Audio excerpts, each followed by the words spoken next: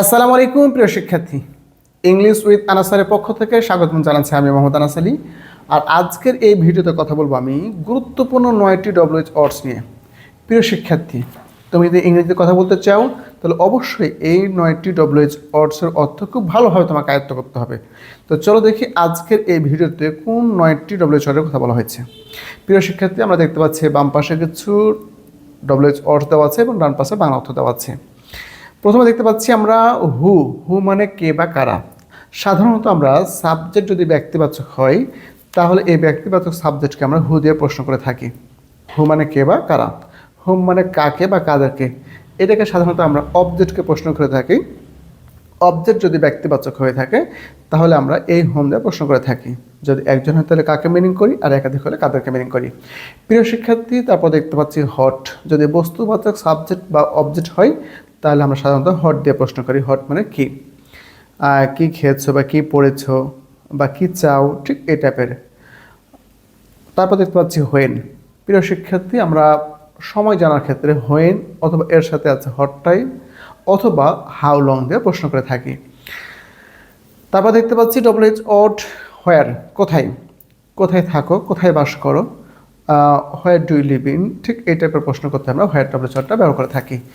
Next হয়, কেন, কেন তুমি পড়তে বসনি, কেন সকাল সকাল ঘুম থেকে উঠুনি, ঠিক এই ধরনের প্রশ্ন করতে আমরা হয় ইউজ করে থাকি। তারপর দেখতে পাচ্ছি হাউ মানে কিভাবে, কেমন করে বা কত, কিভাবে কাজটি করলে বা কেমন করে কাজটি করলে বা কত বা কেমন আছো, ঠিক এই ধরনের প্রশ্ন করতে আমরা হাউ ডব্লিউএইচ ওয়ার্ডটি ইউজ করে থাকি। নেক্সট যেটা দেখতে পাচ্ছি সেটা হচ্ছে হুইচ।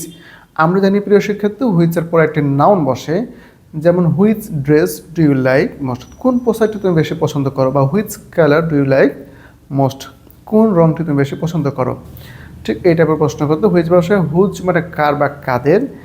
এই ঠিক 9টি ডব্লিউএইচ ওয়ার্ডসের অর্থ খুব ভালোভাবে তোমাকে আয়ত্ত করতে হবে। যদি কোনো শিক্ষার্থী এই 9টি ডব্লিউএইচ ওয়ার্ডের অর্থ ভালোভাবে আয়ত্ত করতে পারে তাহলে অবশ্যই সে ইংরেজিতে কথা বলতে পারবে এবং যে কোনো ডব্লিউএইচ কোশ্চেন তৈরি করতে পারবে। এর সাথে যদি সম্ভব হয় প্রিয় শিক্ষার্থী, এই কয়েকটি ওয়ার্ড অরেঞ্জের মধ্যে নেওয়ার চেষ্টা করবে। দেখতে পাচ্ছি আমরা হোয়ার ফ্রম মানে কোথা হতে বা কোথা থেকে, কোথা হতে এসেছো বা কোথা থেকে এসেছো। তারপর দেখছি হট ফর, কিসের জন্য মানে কিসের জন্য বিখ্যাত। তারপর দেখতে পাচ্ছি হাউ লং, কতক্ষণ ধরে বা কতক্ষণ যাবত, কতক্ষণ ধরে তুমি এখানে অপেক্ষা করছো বা কতক্ষণ যাবত তুমি এখানে অপেক্ষা করছো, ঠিক এই ধরনের প্রশ্ন করতে আমরা হাউ লং ইউজ করি। নেক্সট হাউ অফেন, কতবার, কতবার তুমি মসজিদে যাও, কতবার তুমি প্রাইভেটে যাও, ঠিক এই ধরনের প্রশ্ন করতে হাউ অফেনটা ইউজ করি। হাউ ফার, দূরত্ব জানার ক্ষেত্রে আমরা হাউ ফার ইউজ করি। হাউ ফার কত দূর, যেমন রাজশাহী থেকে ঢাকা কত দূর, ঠিক এই টাইপের প্রশ্ন করতে আমরা হাউ ফার ইউজ করি। হাউ ওল্ড, বয়স জানার ক্ষেত্রে আমরা ইউজ করে থাকি হাউ ওল্ড, হাউ ওল্ড।